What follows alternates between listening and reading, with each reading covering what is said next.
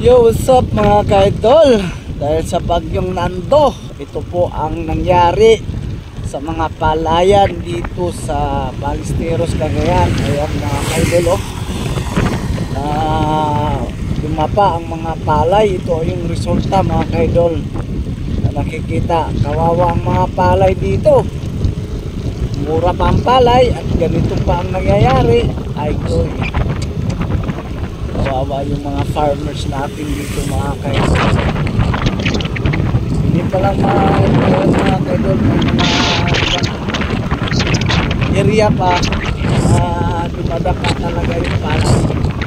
Kung sa dinaanan ko mga kaidol, hindi ko lang na-videoan, ano sa tabihay lumapa ang palay. Ito yung mga kaidol natin, aki natin, mga parings nag-iikot sa paligid. At yan mga kaidol, nakikita natin talagang lumapa yung mga palay. Buti lang hindi masyado madala lang sa ano yan, repair.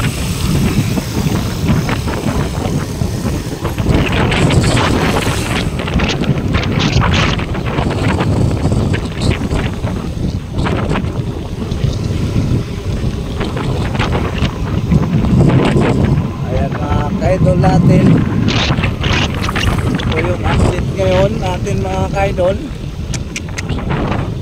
Mga palay dito nakabuti na yung iba mga kaidol, nakapakani na. Yung iba hindi pa.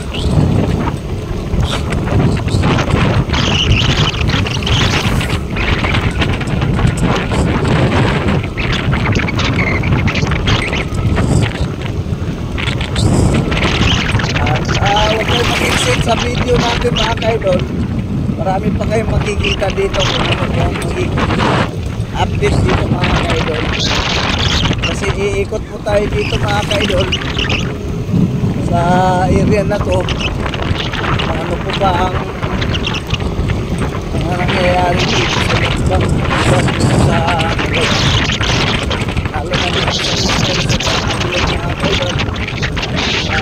So natin sa ating bagyo madaan. Mga po mga kaidol, kita lang hindi masyadong kalakasan yung bagyo dito. Ang hangin, ano lang dito, ulan tsaka ano mga kaidol, malakas. Ang hangin din 70 to 80 kilometers yung taas.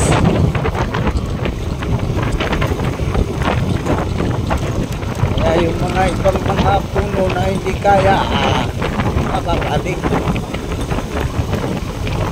Nakikita man natin idol dito sa area natin na dinadaanan natin, wala pa man tayong nakikitang may mga bahay na tanggal yung mga yero. Wala naman.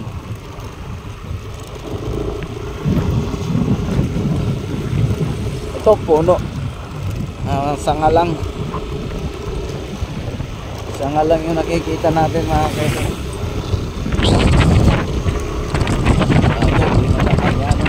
Hindi naman natanggal yung mga dahon talaga, kaya hindi masyadong tinamaan dito ang area. Santa Ana mga kaidol, pagkakalam ko dami din natatamaan. Doon kasi dumaan talaga yung bagyo. Pagka sa amin dito parang buntot lang, dilit, hindi siya pero alam ko ang natamaan dito mga kaidol yung mga mais, may mga mais pa. Tingnan mo yung mga mais dito mga kaidol. Tingnan natin yung mga mais dito mga kaidol kung ano po ang nangyari.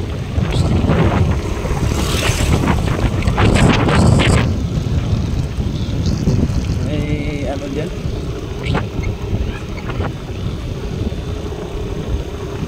Oh, ito ang mga mais kawawa mga kaidol.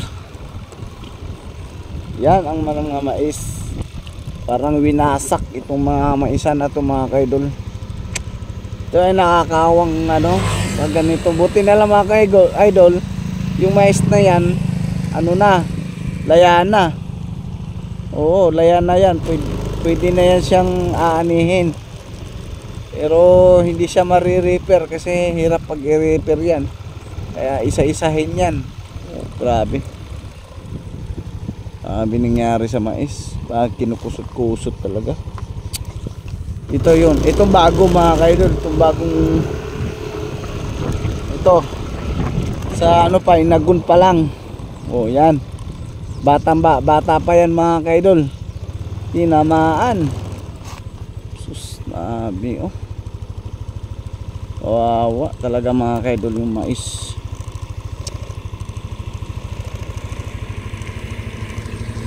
Talagang kung ikaw may-ari nito, nakakalungkot talaga. Yan, bata pa. Sana makasurvive pa yan.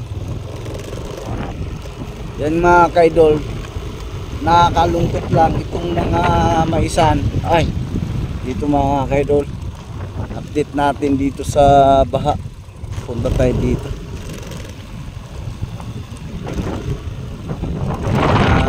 Tayo ano tayo dito sa baha. Update tayo kung gaano kalakas. Yan, ang lakas ng baha dito mga ka-idol oh.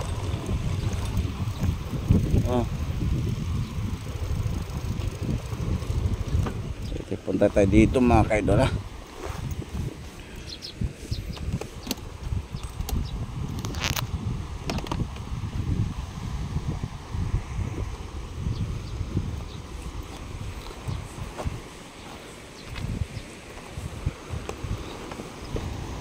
Yan ang lakas ng agos.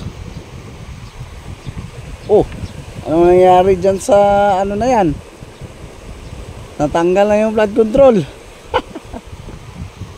Grabe, laki ng ilog na to. Dalawa kasi yan doon mga kaidol, kabila tsaka ito eh. Nagtakdo dito eh. Dito yung dumadaan yung mga ilog, doon sa kabila, doon tatama.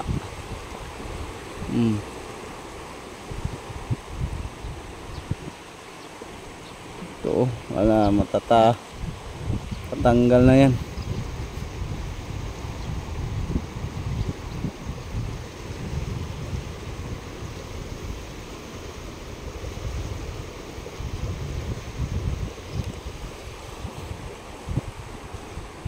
Natanggal na yung bakal ng flood control mga kaidol. Ano nangyari dyan?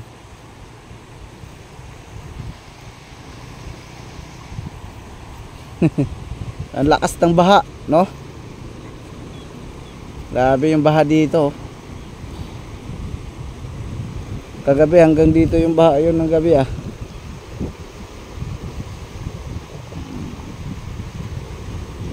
Yan po mga kaidol, isa sa mga update natin ngayon sa araw na to, no? Kaya ito mga kaidol, itong flood control na to, substandard ito. 6 meters lang binaon nila dyan. Kahit pagbabalbagin dyan, ito wala pang mga ano yan, masyadong bakal ito gilid na to. Kaya sa ating mga national government, lahat ng flood control dito sa Cagayan or Abulog, Ballesteros, bandang Claveria, Sanchez, inspeksyonin nyo rin po lahat, pati yung highway, mga substandard na mga ginagawa nila dito. Abutin na lang 2 taon, 1 taon, wala na, wasak ng flood control dito. Sa totoo lang, mag-imbestiga kayo dito mga, hindi yung puro kurakot lang kayo sa kaban ng bayan. Kaya kinukurakot din ng pundo ng mga kontraktor yung mga pundo ng taong bayan. Ginagawa nila.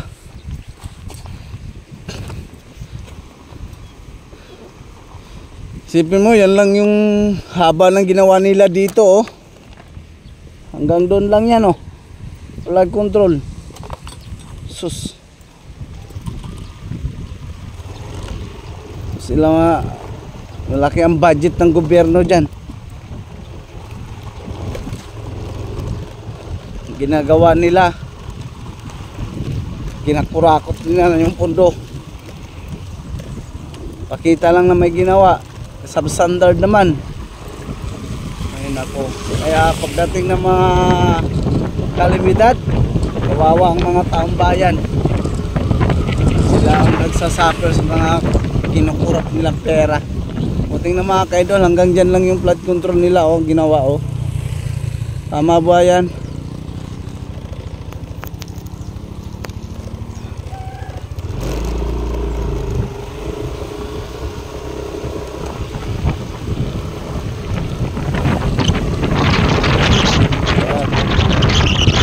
Update natin dito mga kaidol.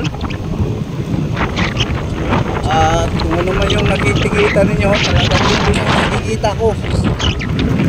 Kaya hindi ako nag-i-edit ng video, eh, para malalaman ninyo kung ano talaga ang nakikita ng video ito. Kaya dito lang muna ang ating episode 2 sa ating update sa ating bagyong Nando mga kaidol. Alright mga kaidol, at magbibigay pa tayo ng update sa ibang lugar. Kung makikita natin doon, pasukin lang po natin ang episode 3 natin mga kaidol para makita natin yung araw na ito magbibigay ko ng mga update sa ibang pabayan namin, mga OFW na malayo dito sa lugar na nakatira sa Bakas. Alright, lagi nang sinasabi ko mga kaidol, huwag kalimutan mag-subscribe at hit ng notification bell para update kayo sa mga video natin dito sa Cagayan Explore.